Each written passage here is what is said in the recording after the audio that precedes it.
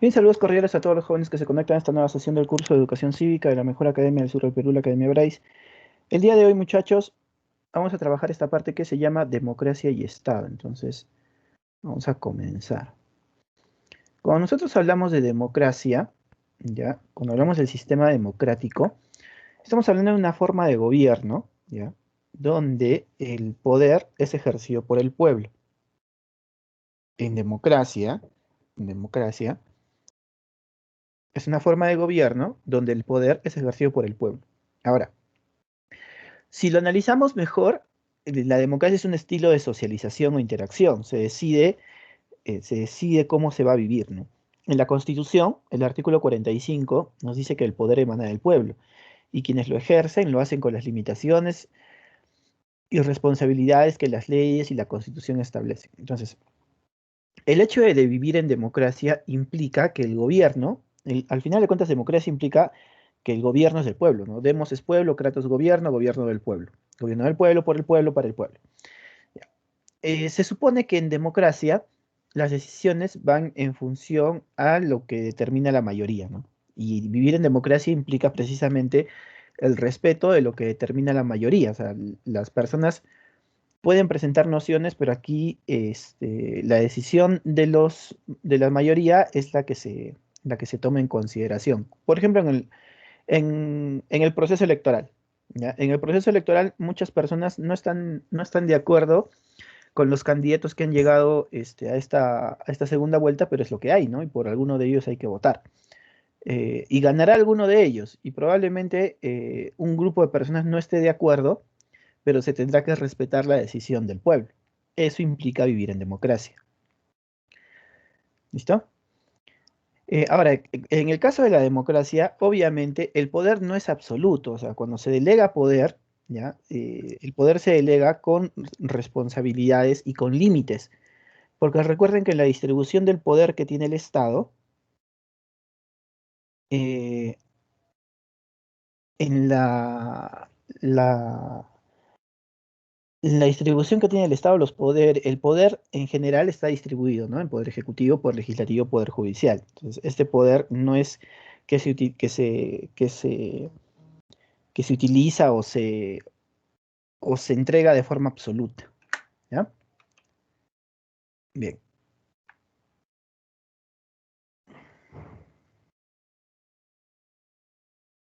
Un ratito.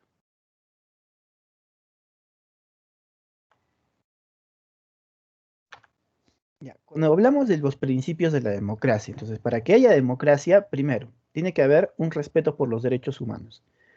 Tiene que haber libertades individuales. Tiene que haber libertad de prensa y opinión. Existe el llamado pluripartidismo, la distribución del poder, sufragio universal, libre y secreto, respeto a la Constitución y alternancia de poder. Bien, tenemos como sociedad peruana estos principios. ¿Qué dicen ustedes? ¿Como sociedad peruana nosotros tenemos estos principios o no?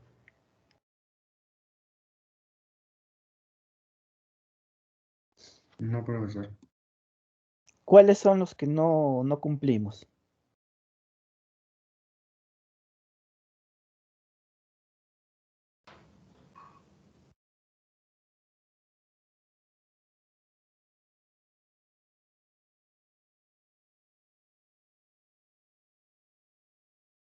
¿Cuáles son los principios que ustedes consideran que no cumplimos?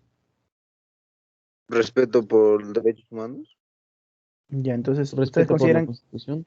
ya, ustedes consideran que no hay respeto por la Constitución, ¿ya? ¿Qué más? Distribución del poder. No hay una adecuada distribución de poder, ¿ya? Los derechos humanos no los respetan. Ya, no se respetan los derechos humanos. ¿Qué más?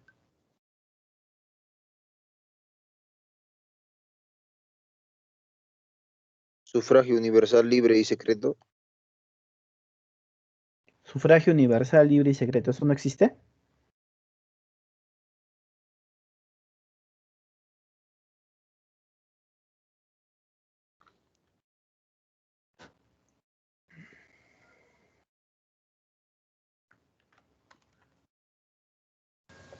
Sí existe. Sí existe, dice por ahí.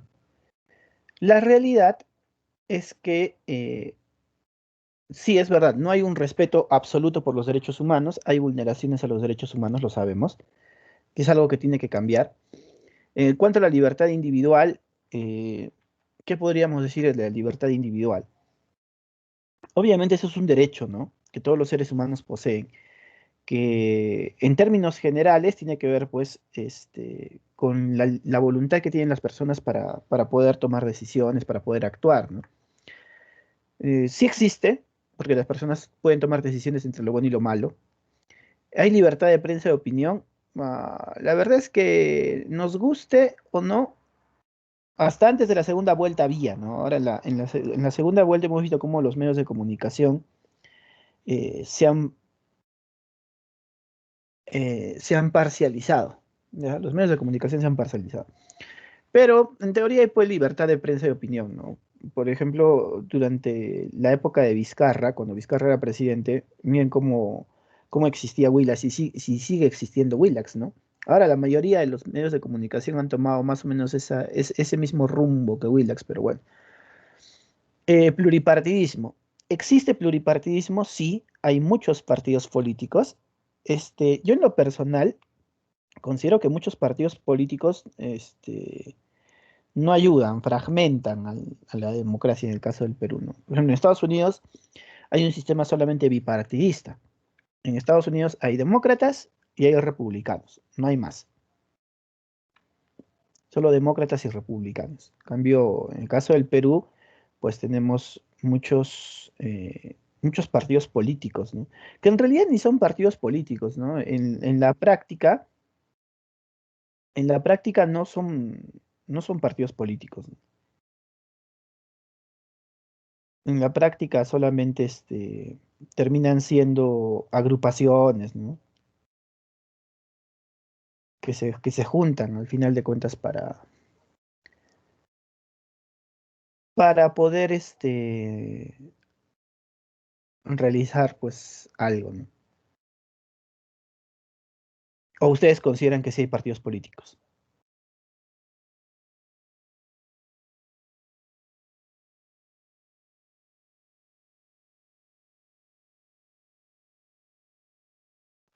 No,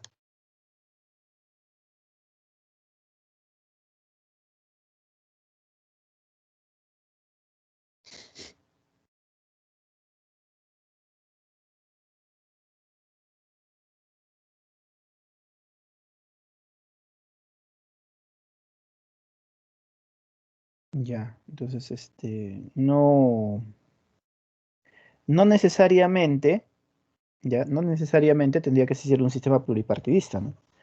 Pero habría que ver. Y ojo, y sobre todo cuando entendemos que los partidos políticos se convierten básicamente en una especie de negocio de quienes son los dueños de los partidos políticos, ¿no? Han visto cómo muchas personas que tienen partidos políticos negocian el partido político, ¿no?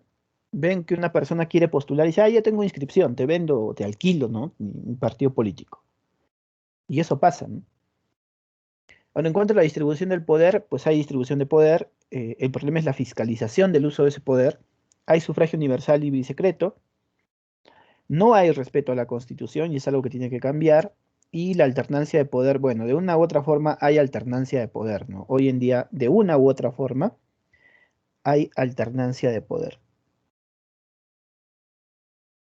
Bien. Eh, en una sociedad como la nuestra, nosotros partimos de algo que se llama el Estado de Derecho. O sea, en nuestro país incluso, ya ni siquiera deberíamos hablar del Estado de Derecho, deberíamos hablar del Estado constitucional de Derecho. Pero partimos del Estado de Derecho porque es lo básico, ¿ya? Una sociedad tiene que partir con el respeto al Estado de Derecho y sobre esa base del respeto al Estado de Derecho, luego vas construyendo una sociedad ya con un Estado constitucional de derecho. Pero ¿qué implica que existe un Estado de Derecho? Implica el cumplimiento de las normas. Entonces, hay pilares para el Estado de Derecho. ¿Y cuáles son estos pilares? El respeto al ordenamiento jurídico por parte de todos los elementos del Estado. Entonces, que se respeten las leyes. la existencia de una garantía en el respeto de los derechos y libertades fundamentales de todo individuo. Entonces, no solamente se respetan las leyes, sino también los derechos de los ciudadanos. La actuación del cuerpo político del Estado queda limitada por la ley. Es decir, que el Estado no puede hacer nada, ¿ya? El Estado no puede hacer nada sin que esté al acorde de la ley. O sea, si la ley no le permite al Estado hacer algo, no lo puede hacer. Y la separación de los poderes fundamentales del Estado. Poder legislativo, poder ejecutivo y poder judicial. Entonces, eso es básico en un Estado de Derecho. La existencia de un Estado de Derecho implica respeto de las leyes, respeto de los derechos, el límite que establece la norma para la actuación del cuerpo del Estado y la separación de poderes. Obviamente, eh, en un eventual gobierno de Fujimori o Castillo, cuál de estos pilares nosotros veríamos que podrían vulnerarse? ¿Qué pilares del Estado de Derecho se podrían vulnerar en un eventual gobierno de Castillo de Fujimori?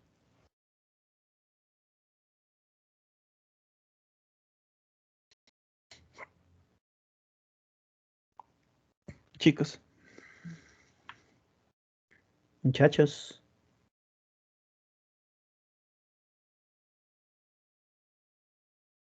muchachos. La división de poderes. Ya, ¿en cuál de los gobiernos? ¿En cuál de los eventuales gobiernos? La de Pedro Castillo. De Pedro Castillo. Ya.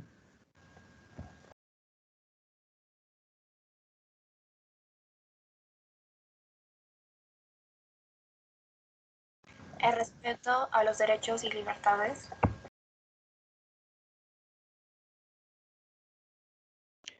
Respeto a los derechos y libertades.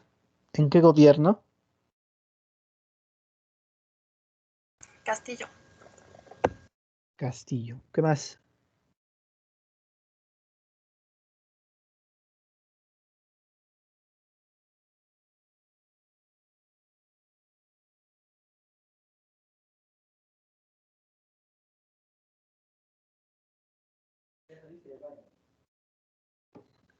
Miren, en realidad lo que podría pasar es esto, ¿no? La actuación del cuerpo político del Estado queda limitada por la ley, ¿no? Esto se podría vulnerar, ¿no? También el respeto al ordenamiento jurídico. Ahora, la separación de los poderes y el respeto a los poderes también, ¿no? O sea, hay una posibilidad de que se atente contra el Estado de Derecho en todo su conjunto, ¿no? Incluso con un gobierno de Fujimori lo mismo, ¿ah? O sea, ninguna de las dos opciones yo considero que es una opción razonable, buena, ¿no? Que podríamos decir, sí, ¿no? Esta opción es lo mejor, ¿no?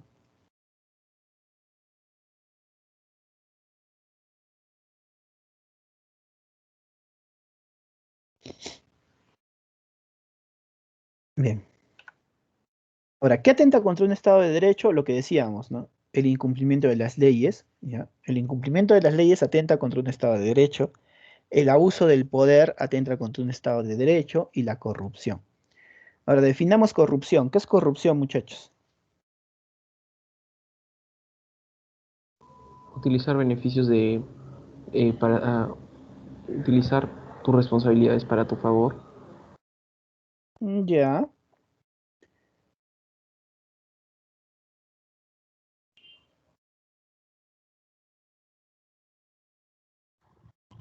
Usar el poder para tu beneficio propio. Ajá. Usar el poder para el beneficio propio. O sea, hacer uso del poder para obtener un beneficio personal.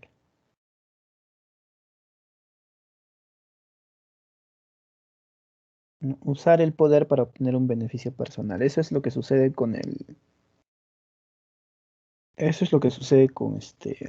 la corrupción.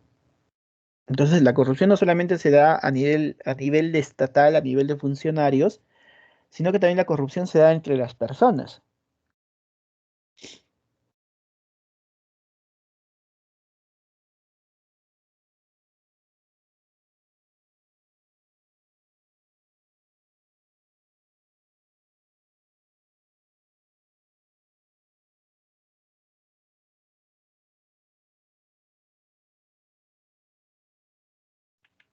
Por ejemplo, cuando una persona está en la fila, ya, cuando una persona está en la fila haciendo cola para algo, por ejemplo, y luego ves a tu amigo que está en la misma fila, que ya está a punto de llegar, pues, ¿no? Vas y le dices, oye, ya pues, una pasadita, ¿no? Y te deja pasar.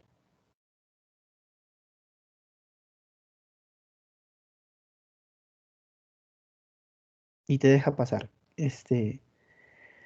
¿Eres corrupto o no eres corrupto?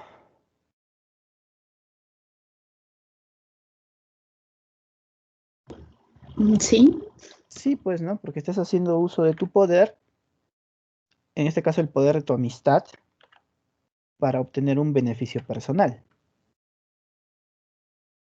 Entonces, sí eres corrupto, ¿no? Eso también hay que cambiarlo, ¿ah? O sea, hay que cambiar esas percepciones que tienen las personas de corrupción, ¿no? Bien, hablemos del Estado y de la nación. En el caso del Estado, ¿cómo se define el Estado? El Estado es una nación jurídica y políticamente organizada. ¿Ya? El Estado es una nación jurídica y políticamente organizada. Profesor, ¿y qué es una nación? Un conjunto de personas que viven en un determinado territorio, que comparten las mismas costumbres, la misma cultura, ¿ya? Que comparten vínculos históricos, sociales, culturales, etc. En la evolución de la sociedad, ¿qué aparece primero? ¿El Estado o la nación? ¿Qué dicen ustedes?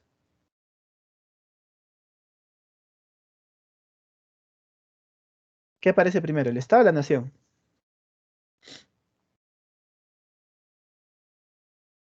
La nación.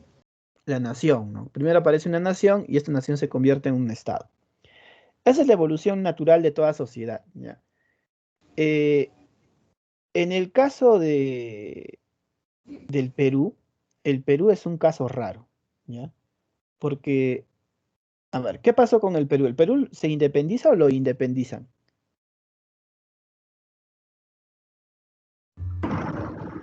lo independizan. Lo Lo independizan. independizan, ¿no? Claro, lo independizan. Y cuando San Martín dice, el Perú es libre e independiente por la voluntad general de los pueblos y la causa que Dios defiende, el Perú es libre e independiente por la voluntad general de los pueblos y la causa que Dios defiende. Ahora la pregunta es, ¿y quiénes eran peruanos? ¿O quiénes se entendían como peruanos?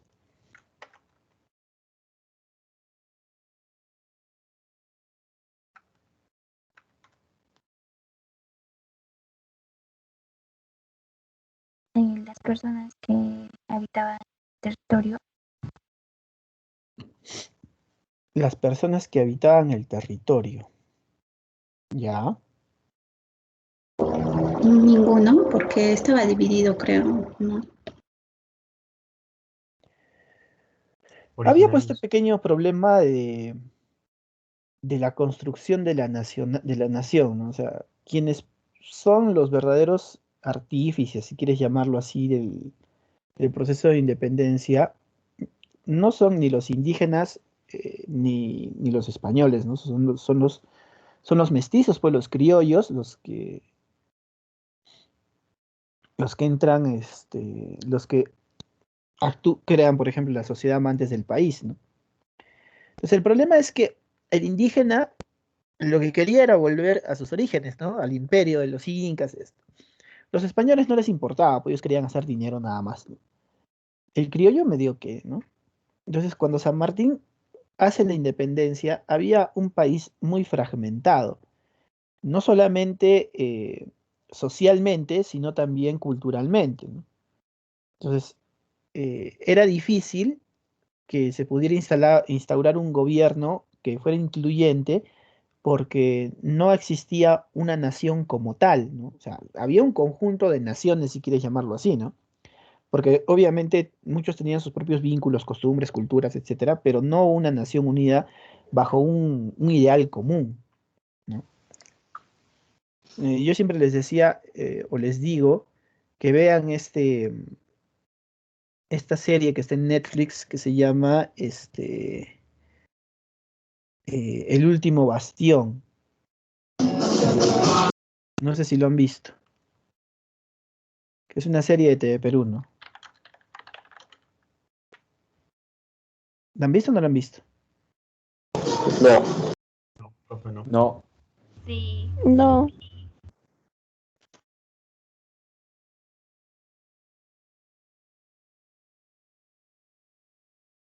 A ver, vamos a analizarlo un poquito en contexto a lo que estamos haciendo, ¿ya?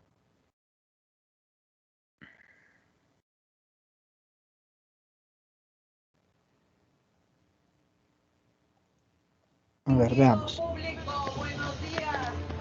Se supone que Chile ya es libre y pronto también lo será el Perú. las personas viven juntas, pero no hay... Tú de uno que pronto no obedecerá a ninguno. Quizás algún día yo le confieso mis sentimientos. ¿Acaso soy tan indigno y poca cosa? No es justo. ¿Te quieres casar conmigo? Tus padres pueden desear ayudarte. Salud. Por la entrada del Libertador San Martín. No le pidas a un hombre poner en una balanza sus lealtades. ¿Es capaz de dejar plantado a un novio en el altar? Le avergüenza confesar que su esposo tuvo una hija como un esclavo. Mi reputación para los hombres honorables vale menos que un guijarro.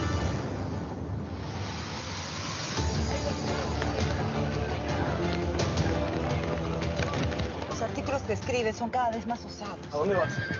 ¿Avisarle a los conspiradores de Lima que abortó la toma del Real Felipe? ¿Qué sentido tiene poner el pecho por quienes nos desprecian? Estoy cansado de esperar sentado la libertad. ¿Has metido en una conspiración? Yo me apoyé a San Martín para que ahora cualquier enemigo se haga pasar por aliado. Una república no se construye con quienes están de acuerdo en todo. No es rencor, es guardar en la memoria la historia de los tuyos. ¡Viva la independencia! ¡Fuego!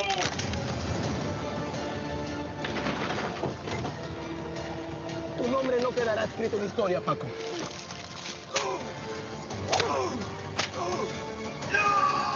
Estoy cansado de luchar contigo, hermano.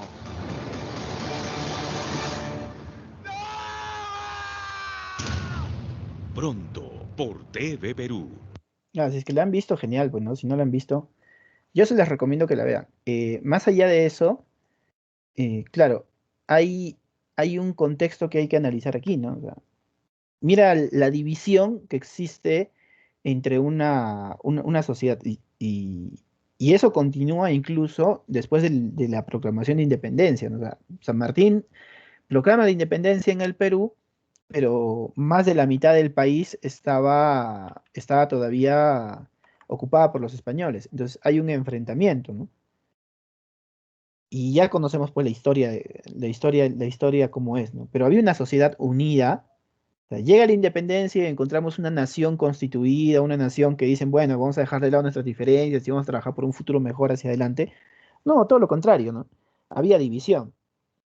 Y la misma división que existía en ese tiempo, o sea, para organizar el gobierno, por ejemplo, al final, ¿quiénes organizan el gobierno? No organiza el gobierno, no participa de la organización del gobierno el indígena, pues, ¿no? Las personas que formaban parte porque había clases, ¿no? A ver, ¿cuáles eran las clases que existían en el virreinato? Clases sociales, muchachos.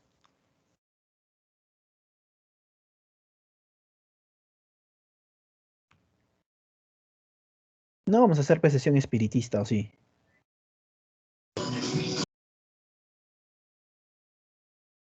Clases sociales durante la colonia. O sea, era tan marcado. Los españoles, los criollos, los Ya. mestizos y los esclavos. O sea, era tan marcada la distinción social que había una república de españoles y una república de indios, ¿no? Mal llamado indios porque Colón creyó que ya había llegado a la India, ¿no? En todo caso serían indígenas, pues, ¿no? Y dentro de cada una de ellas incluso había clases sociales, ¿no? Jamás hubo una idea de nación constituida. Pero aún así, ¿no? Pero aún así existe el Estado peruano. Ahora, ¿puede existir una nación sin Estado? Eso sí puede existir. ¿Una nación sin territorio propio? Sí, sí puede existir. ¿Un Estado con varias naciones? Sí, en el caso del Perú, pues ese, ¿no? Lo que no podría existir es un Estado sin una nación que le dé fundamento, que le dé una base. Hoy en día, el Perú recién está creando su base de nación, ¿no? Recién hoy en día estamos asentando esta base de nación que no hemos tenido durante muchísimos años, ¿no? Ahora, dentro del Estado, si queremos verlo así, para poder hablar de este Estado que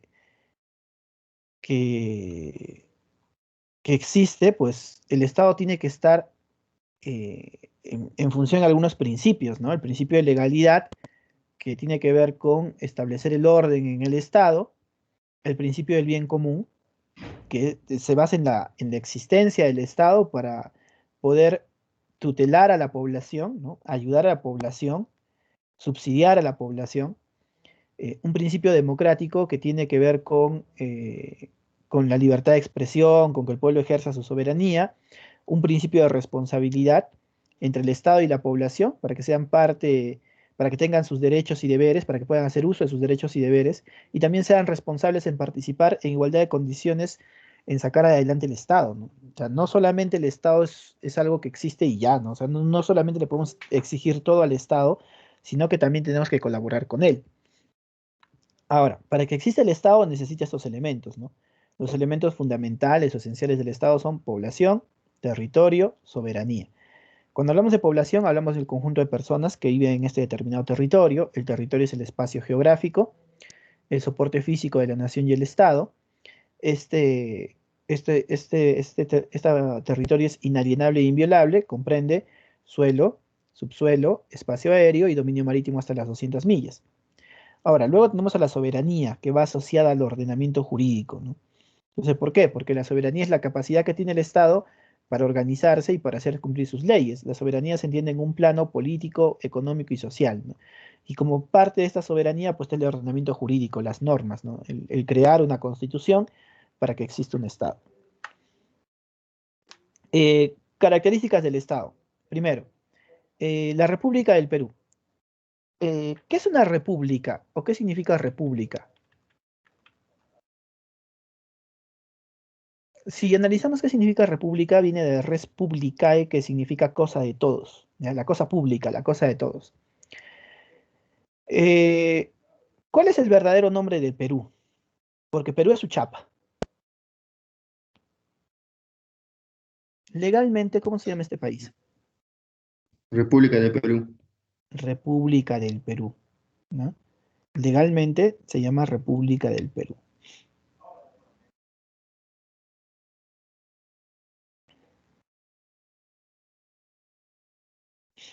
En el caso, por ejemplo, a ver, ¿cuál es el nombre de, no sé, se me ocurre, de Argentina?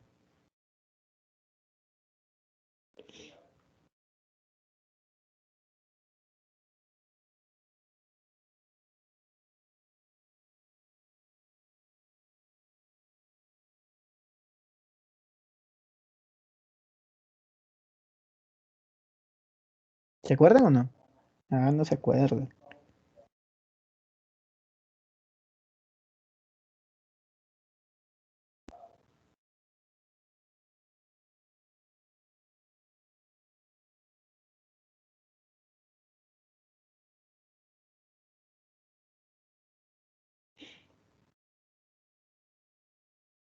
En fin, bueno, ya. Veamos esto. En el caso de... ya, en el caso de Argentina se llama República de la Argentina. En el caso de Brasil, República Federativa del Brasil, etc. Bien. En el caso del Perú se llama República del Perú. ¿Y cómo es esta República del Perú? La República del Perú es democrática, social, independiente, soberana. Democrática, gobierno del pueblo. Social porque busca el bien común. Y el bien común implica que el Estado pueda cubrir las necesidades básicas de la población: educación, salud, vivienda, alimentación. Claro que el real objetivo del Estado es reducir las brechas dentro de la sociedad, ¿no? Reducir brechas como servicios de agua, de luz, de desagüe, de alcantarillado. Es la función del Estado, ¿no? Postas médicas, colegios. Es independiente, en teoría, porque toma sus propias decisiones, y es soberana porque su organización es inviolable. Ahora, el Estado es uno e indivisible, y el gobierno es unitario, representativo, descentralizado, y se organiza según el principio de la separación de los poderes. Claro, gobierno unitario, un solo gobierno lo dirige Sagasti, ¿no? O sea, es un solo gobierno a nivel nacional.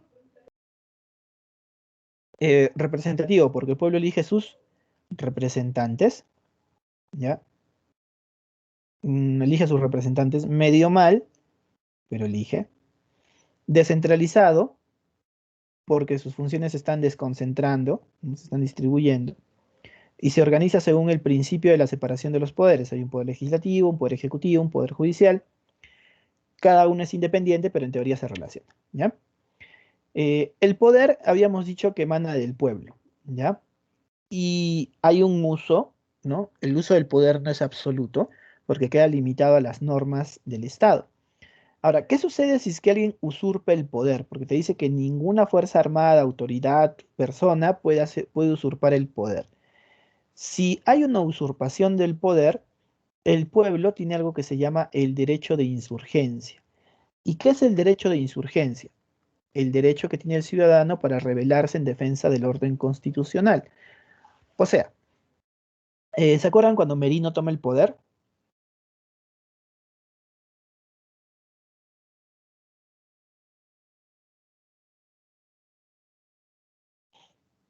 Sí, profesor.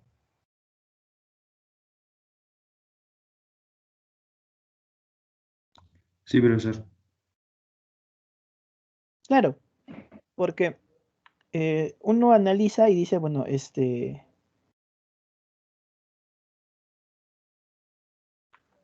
uno analiza y dice, a ver, durante el gobierno de Merino, eh, Merino usurpa el poder. ¿Y qué es lo que hace la gente?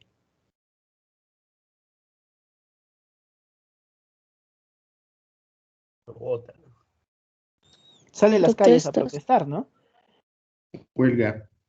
Incluso vulnerando las restricciones que había de inmovilización social, porque en ese tiempo todavía había serias restricciones de inmovilización social.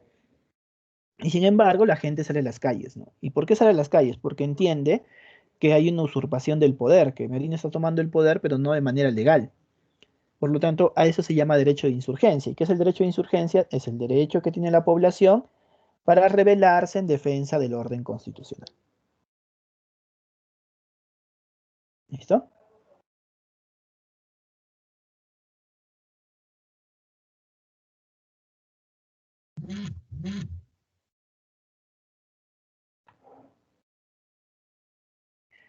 Bien. Profesor, y en el caso de la nacionalidad, hay dos tipos de nacionalidad. Una nacionalidad de nacimiento y una nacionalidad adquirida. La nacionalidad adquirida puede ser por opción o puede ser por naturalización, ¿ya? Nacionalidad de nacimiento es de dos tipos, o hay dos tipos de vínculo territorial y vínculo sanguíneo. ¿Cómo es esto? Son peruanos de nacimiento los que nacen en el territorio peruano, vínculo territorial. Asimismo, son peruanos de nacimiento los que nacen en el extranjero de padres peruanos. Ahí hay el vínculo de sangre, ¿ya? De padres peruanos. Siempre y cuando hayan sido inscritos en el registro correspondiente antes de la mayoría de edad, ¿ya? Siempre y cuando hayan sido inscritos en el registro correspondiente antes de la mayoría de edad. Y en el caso de la otra nacionalidad, por opción o por naturalización. Por opción cuando decides ser peruano y naturalización cuando te casas con una peruana. En ambos casos te piden ciertos requisitos, ¿no? Uno, que ejerzas actividad económica al menos 2 años dentro del país, ¿ya?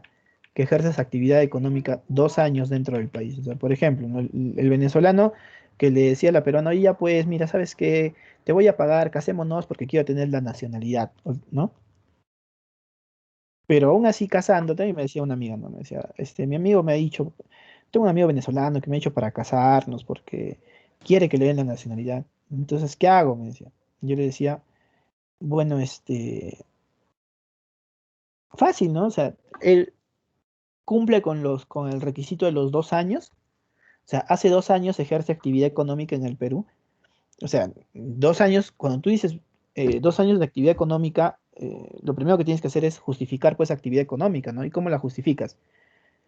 Tributando, pagando impuestos, ¿no? Y al menos para los extranjeros, pagar impuestos en el Perú es medio complicado, ¿ah? Al inicio es complicado. ¿Por qué? porque mientras no tengan algo que se llama, que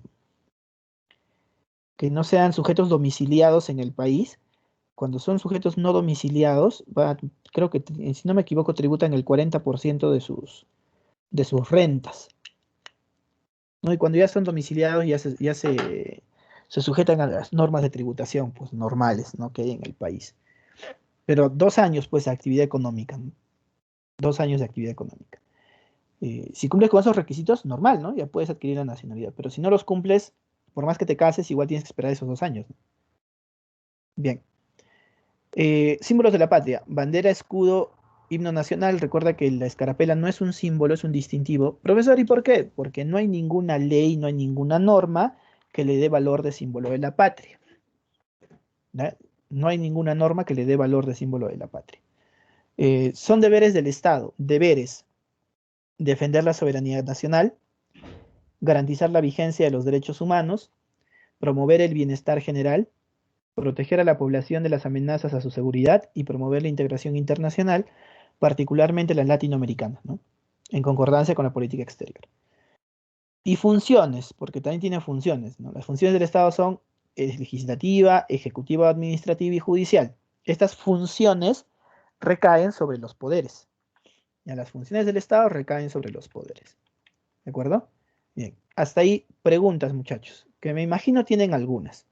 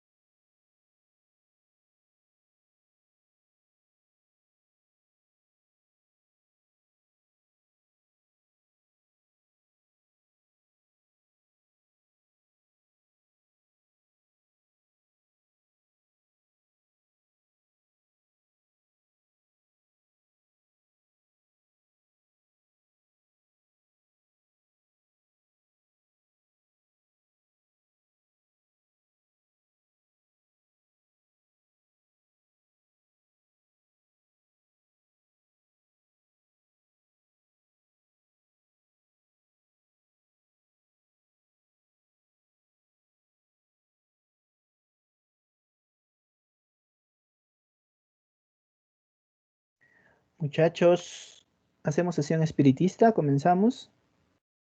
¿Están ahí? ¿Me escuchan? ¿Me oyen? Sí, ¿Me sienten? profesor, tengo una pregunta. Dime, Edwin. ¿Hay alguna posibilidad de que Sagasti haga un golpe de Estado y que se quede en el poder por 5 años más, impidiendo que los candidatos Keiko y el otro candidato no lleguen a la presidencia? Me parece haber visto eso en un meme, pero no Sí. se puede. No se puede, ¿no? Ok. Porque habría una usurpación del poder. No se puede. ¿Qué más quisiéramos nosotros, no? O sea, sí he Pero, visto ese meme en internet, ¿no? sí, pero dice que la gente no diría nada porque nadie llegaría al poder, porque es obvio que la gente no quiere que Keiko y el lápiz lleguen al poder. Eso es muy cierto. Eso es muy cierto. Pero también es cierto que vivimos pues en democracia, ¿no? Eso nos deja una enseñanza. Y la enseñanza más importante es que de ahora en adelante debemos escoger de manera responsable a quienes vamos a mandar a una segunda vuelta, ¿no?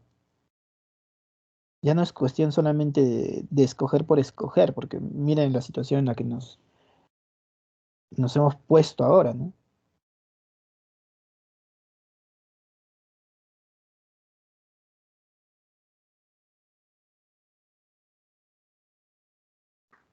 Pero no se puede. ¿Alguien más?